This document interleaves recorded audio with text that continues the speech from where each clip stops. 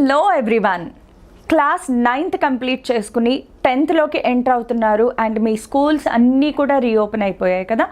So seriousness కొంచెం increase అవుతూ ఉంటుంది డే బై డే. బిగినింగ్లో కొంచెం స్లోగా టీచింగ్ జరుగుతూ ఉంటుంది స్కూల్స్లో, but as the days pass on seriousness త్వరగా పెరిగిపోతుంది. And that to class 9th నుంచి 10thకి వచ్చిన వాళ్ళు చాలా డిఫరెన్స్ చూస్తారు class 9thకి class 10thకి.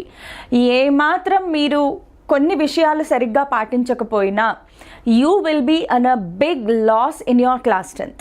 So class 10th ఎందుకు ఇంత ఇంపార్టెంట్, ఏ జాగ్రత్తలు తీసుకోవాలి, ఎలా ప్రిపేర్ అయితే, ఎలా చదువుకుంటే ది బెస్ట్ పర్ఫార్మెన్స్ ఇవ్వగలుగుతారు, సో ఇవన్నీ ఈరోజు క్లాస్లో నేను డిస్కస్ చేయబోతున్నాను. అయితే ఫస్ట్ ఆఫ్ ఆల్ మన ఈరోజు పాయింట్ ఆఫ్ డిస్కషన్ ఏంటి అంటే, why is class 10th so important. 9th class నుంచి 10th క్లాస్కి రాగానే చాలా చేంజెస్ కనిపిస్తాయి అండ్ చాలామంది మీకు బోల్డ్ అని అడ్వైజర్స్ కూడా ఇస్తూ ఉంటారు.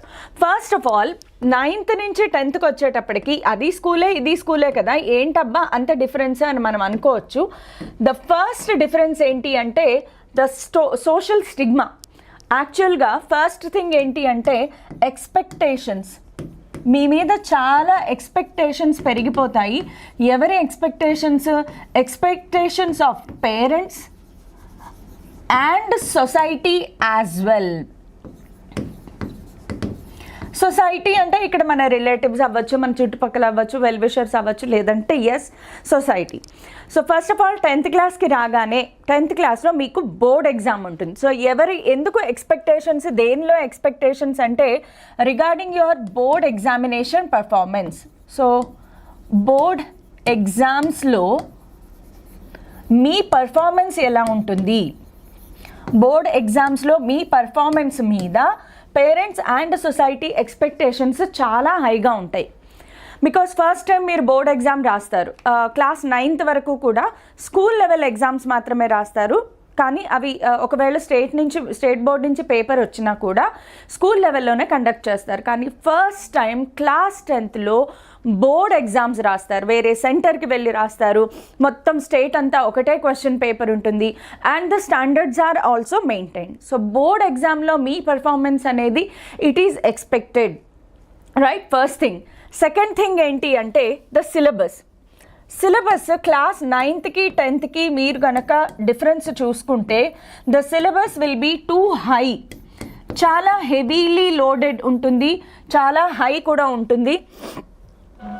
ఓకే, నేను ఇంకా ఆవేశంలో తెగ రాసేస్తున్నాను. చాలా హై సిలబస్ ఉంటుంది, హై స్టాండర్డ్స్లో సిలబస్ అనేది ఉంటుంది. సో 9th క్లాస్ నుంచి 10th క్లాస్కి ర్యాపిడ్ చేంజ్ ఉంటుంది సిలబస్లో and question papers toughness level పెరుగుతుంది. సో వీటన్నిటి వల్ల క్లాస్ 10th అనేది it gets a proper identification. And more over మనము మన లైఫ్ లాంగ్ ఎక్కడికి ఇంటర్వ్యూకి వెళ్ళినా క్లాస్ 10th పర్ఫార్మెన్స్ కూడా చూస్తారు. Class 10th certificate value life long value ఉంటుంది. సో అలాంటి లైఫ్ లాంగ్ వాల్యూ ఉండే సర్టిఫికేట్లో ఒక సూపర్ రేంజ్లో మార్క్స్ అలా కనిపిస్తూ ఉంటే లైఫ్ లాంగ్ అదొక చెరిష్మెంట్ లాగా ఉంటుంది, right? So this is why first thing is expectations. మన సొంత ఎక్స్పెక్టేషన్స్ కూడా ఉంటాయి కదా, సెల్ఫ్ ఎక్స్పెక్టేషన్ కూడా, not only parents and society, but yes మా పేరెంట్స్కి ఒక హ్యాపీనెస్ ఇవ్వాలి, నేను ఫ్యూచర్లో ఒక బెస్ట్ కాలేజ్లో సీట్ తెచ్చుకోవాలి, నా ఫ్యూచర్ బాగుండాలి, మంచి ర్యాంక్స్ తెచ్చుకోవాలి అంటే క్లాస్ 10th పర్ఫార్మెన్స్ మీద బేస్ అయ్యి ఉంటుంది, రైట్? సో క్లాస్ 10thలో హై పర్సంటేజ్ రావాలి అంటే ఫస్ట్ ఆఫ్ ఆల్ మీరు తెలుసుకోవాల్సిన కొన్ని పాయింట్స్, డూస్ అండ్ డోంట్స్ గురించి డిస్కస్ చేసుకుందాం. ఓకే, సో ఫస్ట్ థింగ్ ఏంటి అంటే smart study. Yes, smart study versus hard. స్మార్ట్గా చదవాలా, హార్డ్ వర్క్ చెయ్యాలా అంటే the vote goes to smart study. Nowadays present సినారియోలో, in the present situation, smart study is more preferable than hard work. అంటే smart study ఏంటి అంటే doesn't matter how many hours you are studying, it doesn't matter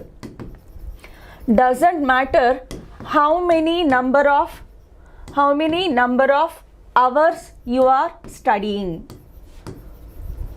ఎన్ని గంటలు చదువుతున్నావు అనేది ఇంపార్టెంటా, ఎంత subject నేర్చుకున్నావు అనేది ఇంపార్టెంటా అంటే ఎంత సబ్జెక్ట్ నేర్చుకున్నావు అనేదే కదా ఇంపార్టెంట్.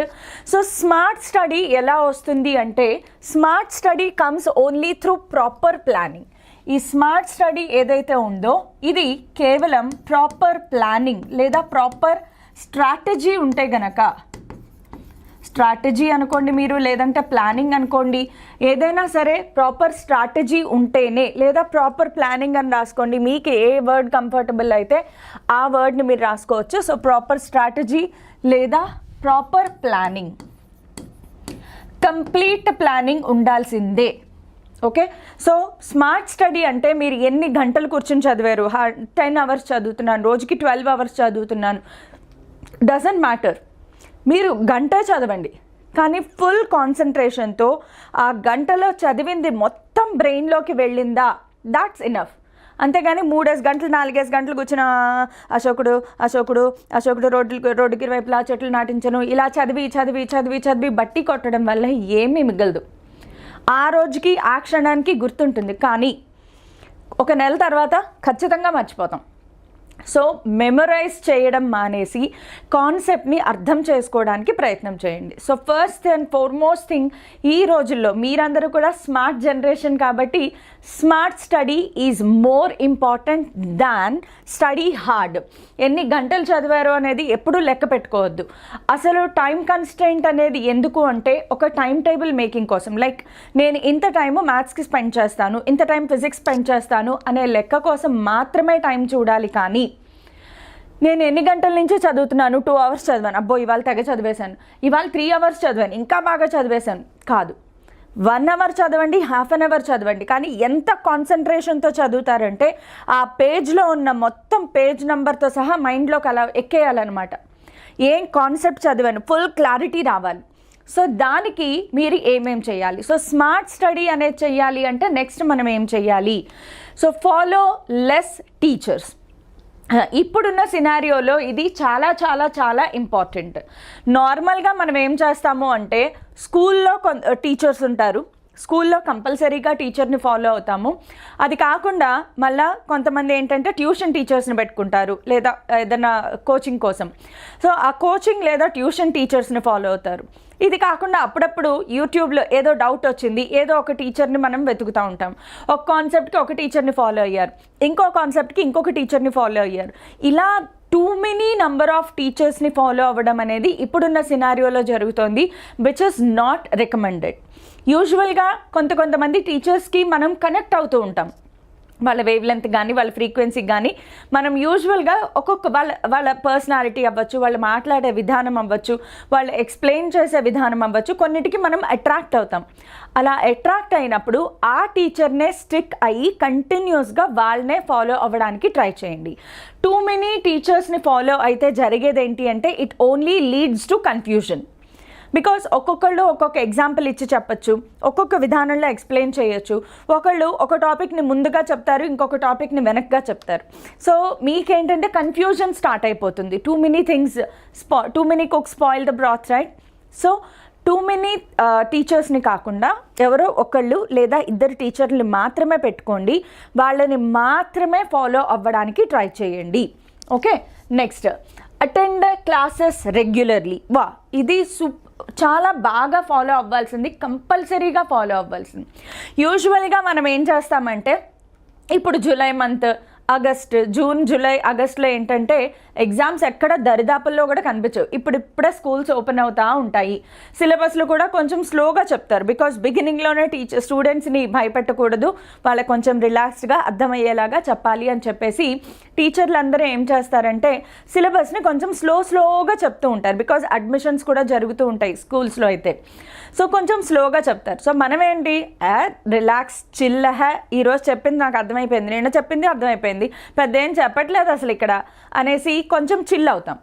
ఈలోగా ఏముందిలే ఒక 1 week బర్త్డే పార్టీకి వెళ్ళొద్దాం, ఒక 10 days అమ్మో మా అన్నయ్య పెళ్ళి, నేను వెళ్ళకపోతే పెళ్ళి ఆగిపోద్ది ఇప్పుడు అని చెప్పేసి మనం పెళ్ళికి వెళ్తాము. 10 days, 1 week లేదంటే 2-3 days లీవ్ కూడా తీసుకోవద్దు.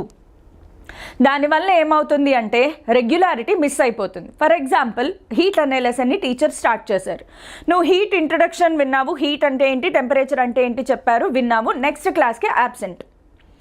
నెక్స్ట్ క్లాస్లో ఏం జరిగింది అంటే స్పెసిఫిక్ హీట్ కెపాసిటీ అయిపోయింది. ఆ నెక్స్ట్ క్లాస్కి వచ్చావు, లేటెంట్ హీట్ చెప్తున్నారు.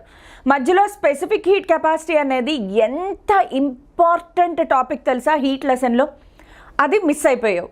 ఇప్పుడు ఎవరు రీటీచ్ చేస్తారు? సో ఏదో ఒక చోట ఎలాగోలాగా నేర్చుకుంటావు, కానీ కనెక్షన్ మిస్ అయిపోతుంది. సో మనం ఒకరోజు యాబ్సెంట్ అవ్వడం వల్ల ఆ చాప్టర్ దాని ముందు పోర్షన్కి దాని తర్వాత పోర్షన్కి లింకప్ అయి ఉంటుంది. సో అలాంటి లింకేజ్ పోతుంది. అయినా ఏంటి చిల్లు, రేపు ఎగ్జామ్ కాదు కదా, ఎగ్జామ్ టైంకి నేను కవర్ చేసుకోగలను.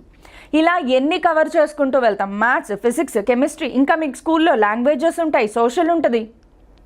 ఒకరోజు యాబ్సెంట్ అయితే ఈ సబ్జెక్ట్స్లో అన్నీ ఒకరోజు టాపిక్ పోయింది. 2-3 రోజులు యాబ్సెంట్ అయితే ఇంక ఇమాజిన్ చేసుకోండి. So first of all do not forget that you are in a very important academic year. ఒక్కరోజు క్లాస్ మిస్ అయినా కూడా మీకు నెక్స్ట్ కవరప్ చేసుకోవడానికి చాలా హెవీ అయిపోతుంది. ఈరోజు క్లాస్ మిస్ అయిపోయావు, నెక్స్ట్ క్లాస్ అర్థం కాదు.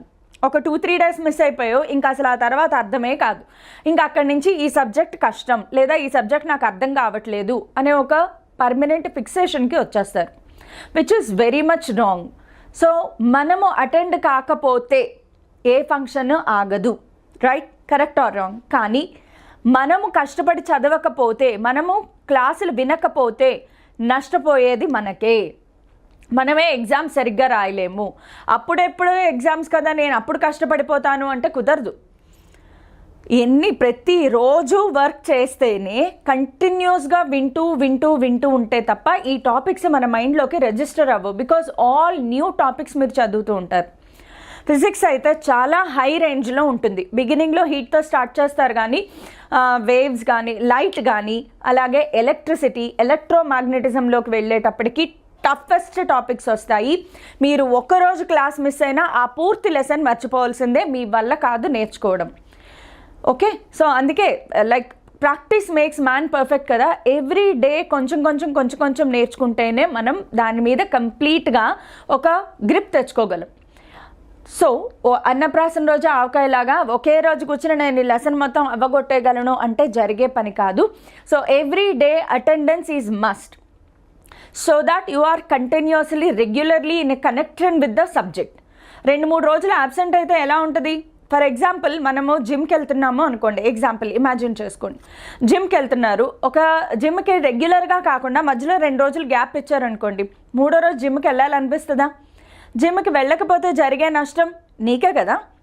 జిమ్కి వెళ్తే హెల్తీగా ఉంటుంది, బాడీ కండిషన్ హెల్తీగా ఉంటుంది. 2 రోజులు గ్యాప్ ఇచ్చేటప్పటికి 3వ రోజుకి కనెక్షన్ పోతుంది, బాడీలో పెయిన్స్, క్రాంప్స్ స్టార్ట్ అవుతాయి if suddenly we start doing. Same thing with education also. 2 రోజులు గ్యాప్ ఇచ్చి 3వ రోజు ఈ 2 రోజులది కలిపి నేర్చేసుకుందామంటే అవ్వదు. ఎవ్రీ డే కొంచెం నేర్చుకుని ప్రాక్టీస్ చేస్తేనే కానీ ఖచ్చితంగా ఆ సబ్జెక్ట్ అనేది, ఆ టాపిక్ అనేది మైండ్లో ఫీడ్ అవ్వదు. సో కంటిన్యూస్గా keep yourself in touch with all the subjects so that మీకు కనెక్షన్ అనేది మిస్ అవ్వకుండా ఉంటుంది. సో రెగ్యులర్గా అటెండెన్స్ అనేది compulsory. Make proper time table and execute. యాక్చువల్గా ఇది నేను పెట్టకూడదు అనుకున్నాను, but yes, dos and don'ts చెప్పేటప్పుడు ఒక పాయింట్, ఇది కూడా చాలా ఇంపార్టెంట్ పాయింట్. నా ఉద్దేశంలో ఏంటి అంటే, ఒక స్టూడెంట్ అనేవాడు, ఇప్పుడు మనం హ్యూమన్ బీయింగ్స్ అయ్యుండి టైంకి భోజనం చేయాలి అనేది మర్చిపోలేం కదా. మర్చిపోతే ఆకలేసి చచ్చినట్టు గుర్తు చేస్తుంది. ఒక స్టూడెంట్ అనేవాడికి టైం టేబుల్ ప్రిపరేషన్ కూడా అలాంటిదే అనేది నా ఉద్దేశ్యం. టైం టేబుల్ లేకుండా ఎలా చదువుతాం? ఫర్ ఎగ్జాంపుల్ మనకి ఎన్ని సబ్జెక్ట్స్ ఉంటాయి? Maths, physics, chemistry, biology, social, Telugu, English are languages ఉంటాయి. ఇన్ని సబ్జెక్ట్స్లో ఏ ఒక్క సబ్జెక్ట్ మర్చిపోయాము, చదవలేదు అనుకోండి, ఏమవుతుంది? నెక్స్ట్ డే హోంవర్క్ చేయలేదంట్రా అని టీచర్ అడుగుతారు. ఓ 2-3 రోజులు ఆగి, లేదా ఒక నెల ఎండింగ్ అయ్యేటప్పటికి యూనిట్ టెస్ట్లని, ఆ టెస్ట్లని వస్తాయి, వాటి కోసమైనా చదవాలి. సడన్గా రేపు యూనిట్ టెస్ట్, 1 మంత్ సిలబస్ నేను కవర్ చేయాలి, ఒక రోజులో చదివేయగలమా? చదవలేము. సో ఆబ్వియస్గా being a student time table make చేసుకోవడం అనేది మనకి ఎవరు చెప్పక్కర్లేని విషయం అయి ఉండాలి. And that to 10th class లెవెల్కి మనం వచ్చాము అంటే 14 years 13 yearsకి ఆల్మోస్ట్ మనకి తెలిసి ఉండాలి. సో ఆ టైం టేబుల్ కూడా ఊరికే టైం టేబుల్ చేస్తే సరిపోదు, execution is must and should. ఎగ్జిక్యూషనే మెయిన్ పార్ట్. టైం టేబుల్ తయారు చేయడం ఎంత ఇంపార్టెంటో దానిని ఎగ్జిక్యూట్ చేయడం కూడా ఇంపార్టెంట్. ఎవరి కన్వీనియంట్ బట్టి వాళ్ళు టైం టేబుల్ వేసుకోండి. నేను స్కూల్కి 7:30కి బయలుదేరుతాను. సో మార్నింగ్ ఎన్ని గంటలకి లేవాలి? 5:30కి నిద్ర లేస్తే 5:30 to 7:30 మధ్యలో నేనేం చేస్తున్నాను, ఈ టైం టేబుల్ కూడా వేసుకుని ఉంచుకోవాలి. 7:30కి స్కూల్కి వెళ్ళిపోతాను. ఓకే, స్కూల్లో అంటే రెగ్యులర్గా అక్కడ క్లాసెస్ అలా జరుగుతూ ఉంటాయి. స్కూల్ నుంచి ఇంటికి వచ్చాక 5:30కి ఇంటికి వచ్చేసాను. సో 5:30 నుంచి నైట్ 9:30కి నిద్రపోయే లోపు నేనేం చెయ్యాలి, ప్రాపర్ టైం టేబుల్ ఫిక్స్ అయిపోయి ఉండాలి. మీరేం చేయొచ్చు అంటే ఒక నీట్గా ఇలాంటి ఒక టైం టేబుల్ని ఒకటి తయారు చేసుకుని మీ స్టడీ ప్లేస్లో కొంచెం పెద్దగా స్టిక్ చేసి ఉంచుకోండి. సో దట్ పదే పదే మీరు చూస్తే అమ్మో ఈరోజు నేను ఇది ఫినిష్ చేయలేదు కదా, ఈ పార్ట్ పెండింగ్ ఉండిపోయింది, ఒక హాఫ్ అన్ అవర్ లేట్ అయినా పర్లేదు ఈరోజు ఫినిష్ చేసుకునే పడుకోవాలి. అలాంటి స్ట్రాంగ్ డిటర్మినేషన్ ఉండాలి. సో టైం టేబుల్ ప్రిపరేషన్ అనేది ఎవరు మీకు స్పెషల్గా చెప్పక్కర్లేదు. But yes, this is one of the must and should do. కంపల్సరీగా బీయింగ్ ఎ స్టూడెంట్ ఇది మనం కంపల్సరీగా చేయాల్సిందే. Next, stop ప్రోక్రాస్టినేటింగ్. ప్రోక్రాస్టినేటింగ్ అంటే ఏంటి అంటే ఈరోజు చేయాల్సిన పని రేపు చేద్దాంలే, రేపు చేయాల్సిన పని ఇంకొంచెం టైం తర్వాత చేస్తాలే, ఇప్పుడు చాలా తలనొప్పిగా ఉంది నేను కాసేపు పడుకున్న తర్వాత నిద్ర లేచాక చేస్తాను, అరే కొన్ని రీల్స్ చూద్దాం తలనొప్పిగా ఉంది బోర్ కొడుతుంది ఎంతసేపటి నుంచి ఫిజిక్స్ చేస్తాం ఇదేమో బుర్రకి ఎక్కదని చెప్పేసి అలా రీల్స్ మొదలు పెడతాం. మనం 5 minutes అనుకుంటాం కానీ టైం చూసుకునేటప్పటికి 2.5 hours అయిపోయిందా, అంతసేపు రీల్స్ చూసానా నేను అని మనకి తెలియకుండానే జరిగిపోతూ ఉంటుంది. So keeping on postponing things, ఏదైనా మనం పోస్ట్పోన్ చేస్తూ ఉంటే దానినే ప్రోక్రాస్టినేషన్ అంటారు. ఈరోజు చేయాల్సింది రేపు, రేపు చేయాల్సిన తర్వాత చేస్తాలే, ఆ తర్వాత చేస్తాలే, ఇవాళ అయ్యేలా లేదు నేను చాలా బిజీగా ఉన్నాను రేపు చేసుకుంటాను, కుదరదు. ఏ రోజు చేయాల్సింది ఆ రోజు చేయకపోతే మీకు నిద్ర పట్టకూడదు. ఏదైతే మీరు టైం టేబుల్ చేసుకున్నారో ఈ టైం టేబుల్లో ఒక్క సెషన్ మిస్ అయినా కూడా ఆ రోజే ఇంకో అరగంట గంట ఎక్స్ట్రాగా స్పెండ్ చేసి మరీ చేసుకోవాల్సిందే. అంతే, అంత డిటర్మినేషన్ ఉంటేనే మనం ఏదైనా సాధించగలం. Okay, hard work beats talent if talent doesn't work hard. నీకు ఐక్యూ లెవెల్స్ ఉన్నాయా లేదా అనవసరం, కానీ ప్రతిరోజు రిగరస్గా వర్క్ చేస్తే మాత్రం సక్సెస్ కంపల్సరీగా వస్తుంది. సో ప్రోక్రాస్టినేషన్ ఏం జరుగుతుంది అంటే ఫస్ట్ ఆఫ్ ఆల్ ప్రొక్రాస్టినేషన్ వల్ల ఫీలింగ్ గిల్టీ అనేది స్టార్ట్ అవుతుంది. మనలో మనకు ఒక గిల్టీనెస్ ఫీలింగ్, అంటే అరే ఈ పని వాళ్ళు చెయ్యలేదా, నేను ఏంట్రా ఇలా జరిగింది అనే ఒక ఫీలింగ్ గిల్టీనెస్ అనేది స్టార్ట్ అవుతుంది. ఆ గిల్టీనెస్ ఏం జరుగుతుంది అంటే ఎందుకు చేయలేదు అంటే ఇవాళ నాకు చాలా తలనొప్పిగా ఉంది అందుకే ఇవాళ చేయలేకపోయాను రేపు చేస్తాను. సో మనమే ఎక్స్క్యూజెస్ ఇచ్చుకోవడం స్టార్ట్ చేస్తాం. తలనొప్పిగా ఉంటే ఒక హాఫ్ అన్ అవర్ రెస్ట్ తీసుకుని ఆ రోజు మళ్ళీ ఫినిష్ చేసేయాల్సిందే, రైట్? సో దానికి కొంచెం ఏంటంటే మనల్ని మనం హెల్దీగా ఉంచుకోవడం కూడా చాలా important. And guiltiness and excuses ఇవ్వడం వల్ల ఏం జరుగుతుంది అంటే మన తప్పుల్ని మనమే కప్పిపుచ్చేసుకోవడానికి ప్రయత్నిస్తాము. ఓకే, సో దానివల్ల ఏం జరుగుతుంది అంటే నెగిటివ్ థింకింగ్లోకి వెళ్ళే ఛాన్సెస్ కూడా ఉన్నాయి. నా వల్ల కాదేమో, ఇంక నేను చేయలేనేమో, ఇంక ఇది వద్దులే నేను చేయలేను, ఈ చాప్టర్ నా వల్ల కాదు అని పక్కన పెట్టేస్తాం. దానివల్ల ఏం జరుగుతుంది, ఎగ్జామ్స్లో మార్క్స్ పాయే, రైట్? సో ప్రొక్రాస్టినేషన్ అనేది జరగకూడదు. Next, make your own notes and concentrate on hand writing. ఎందుకు హ్యాండ్ రైటింగ్ ఇక్కడ పెట్టాను అంటే 10th క్లాస్ బోర్డ్ ఎగ్జామ్లో మీరు ఎగ్జామ్ రాస్తారు కదా, extra marks for extra handwriting. Yes, neat handwriting ఏం చేస్తుంది అంటే నేను బ్యూటిఫుల్ హ్యాండ్ రైటింగ్ అని ఎక్స్పెక్ట్ చేయొద్దు, కానీ నీట్ ప్రజెంటేషన్. ఎగ్జామ్ రాసేటప్పుడు నీట్ ప్రజెంటేషన్ ఉంటే గనక, నీట్ హ్యాండ్ రైటింగ్తో రాస్తే ఖచ్చితంగా కరెక్షన్ చేసే ఇవాల్యుయేటర్ కూడా హ్యూమన్ బీయింగే కాబట్టి ఇంప్రెషన్ ద్వారా మార్క్ కొంచెం కట్ చేయకుండా ఒక ఎక్స్ట్రా మార్క్ వేయడానికే ప్రయత్నిస్తారు. ఇది సైకలాజికల్ పాయింట్ అనమాట. బికాస్ బీయింగ్ అన్ ఇవాల్యుయేటర్ నేను కూడా అలా చేసిన రోజులు ఉన్నాయి కాబట్టి చాలా నీట్ ప్రజెంటేషన్తో బ్యూటిఫుల్ హ్యాండ్ రైటింగ్తో పేపర్ రాస్తే అసలు చూడగానే అబ్బా ఎవడ్రా రాసింది, ఇంత టాలెంటెడ్గా ఉన్నాడు అని చెప్పి మార్కులు వేసుకుంటా వెళ్ళిపోతారనమాట. సో అది రేపు ఎగ్జామ్ అంటే ఇవాళ మనం బిల్డప్ చేసుకోలేం. కంటిన్యూస్ ప్రాక్టీస్ ప్రతిరోజు రాసేటప్పుడు త్రూ అవుట్ ద ఇయర్ అదే హ్యాండ్ రైటింగ్ అలాగే మెయింటైన్ చేసుకుంటూ వెళ్ళారు అనుకోండి, ఖచ్చితంగా ఆటోమేటిక్గా ఇంకా మీరు కాన్సన్ట్రేట్ చేయక్కర్లే, ఆటోమేటిక్గా హ్యాండ్ అలా వెళ్ళిపోద్ది అనమాట బ్యూటిఫుల్ హ్యాండ్ రైటింగ్తో. అండ్ నెక్స్ట్ ఇంపార్టెంట్ థింగ్ ఏంటంటే make your own notes. Yes, మీ ఓన్ నోట్స్ కంపల్సరీగా చేసుకోవాలి. మీకు ఇక్కడ ఈ డయాగ్రామ్ క్లియర్గా కనిపిస్తుందో లేదో, ఇక్కడ నోట్స్లో చూడండి green colour, blue colour, yellow colour strips ఉన్నాయి. నోట్స్ అన్నమాట. నోట్స్ అంటే ప్రాపర్గా రాయడం కాదు, ఇంపార్టెంట్ పాయింట్స్. టీచర్ క్లాస్ చెప్పేటప్పుడు ఇది చాలా ఇంపార్టెంట్, గుర్తుపెట్టుకోండి. ఈ క్వశ్చన్ ఎగ్జామ్లో రిపీటెడ్గా వచ్చింది, గుర్తుపెట్టుకోండి. ఈ ఫార్ములాని ఇలా కూడా మార్చచ్చు, ఇలాంటివి కొన్ని చెప్తా ఉంటారు, రైట్? ఫర్ ఎగ్జాంపుల్ ఫిజిక్స్లో F = ma, కానీ ఏ ప్లేస్లో v - u/t కూడా రాయొచ్చు. ఒకవేళ బాడీ అట్ రెస్ట్లో ఉంటే u 0 అవుతుంది. ఇలాంటి కండిషన్స్ చెప్తారు. అవన్నీ కూడా మీరు ఒక నోట్ మేకింగ్ చేసుకోండి. మీ ఓన్ నోట్స్ రాయడం ద్వారా 2 వెరీ ఇంపార్టెంట్ అడ్వాంటేజెస్ ఉంటాయి. పాయింట్ నెంబర్ 1, మీరు నోట్స్ రాస్తూ మీరు ఆలోచిస్తూ రాస్తారు కదా, ఓకే మేడం ఇది ఇంపార్టెంట్ చెప్పారు, let me note down it. అలా రాసేటప్పుడు మీరు ఓన్గా ఆలోచించుకుంటూ రాస్తూ ఉంటారు కాబట్టి బ్రెయిన్ అండ్ హ్యాండ్ కనెక్షన్లో మెమరైజ్ ఎక్కువగా అవుతుంది, ఎక్కువగా ఇక్కడ ఫీడ్ అవుతుంది. సెకండ్ థింగ్ ఏంటి అంటే మీరు రాసుకున్న మీ ఓన్ నోట్స్ వల్ల క్విక్ రివిజన్ చాలా ఈజీ అయిపోతుంది. ఎందుకంటే మీకు తెలుసు ఏ పాయింట్ ఎక్కడ రాసుకున్నారు, ఏ సిచ్యువేషన్లో రాసుకున్నారు అనేది మీకే తెలుసు. రిఫరెన్స్ చాలా ఈజీ అయిపోతుంది. సో ఈ 2 రీజన్స్ వల్ల notes making on your own is very important. At the same time రాసే ప్రతిసారి కూడా హ్యాండ్ రైటింగ్ మీద కొద్దిగా కాన్సన్ట్రేట్ చేయండి. ఓకే, సో ఇవన్నీ tips to follow so that you get the best result out of your 10th class. 10th క్లాస్కి సంబంధించి syllabus అయితే స్టార్ట్ చేసేస్తున్నాము. ఎన్ని రోజులు కొంచెం స్లోగా వెళ్ళాము బికాజ్ స్కూల్స్ రీఓపెనింగ్ అనేది జరగాలి కాబట్టి. బట్ ఇప్పుడు ఫుల్ ఫ్లెడ్జ్డ్గా టీఎస్ అండ్ ఏపీలో స్కూల్స్ అనేవి రీఓపెన్ అయిపోయాయి కాబట్టి class 9th and class 10th state syllabus as well as foundation course. Foundation course అంటే ఏంటి ఆల్రెడీ ఒక వీడియో చేశాను, మిస్ అవ్వకుండా చూడండి. బికాజ్ ఆ నాలెడ్జ్ కంపల్సరీగా ఉండాల్సిందే.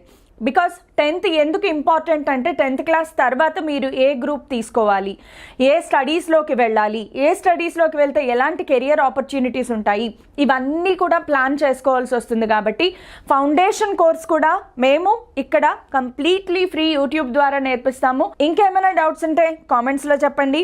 Meet you all soon.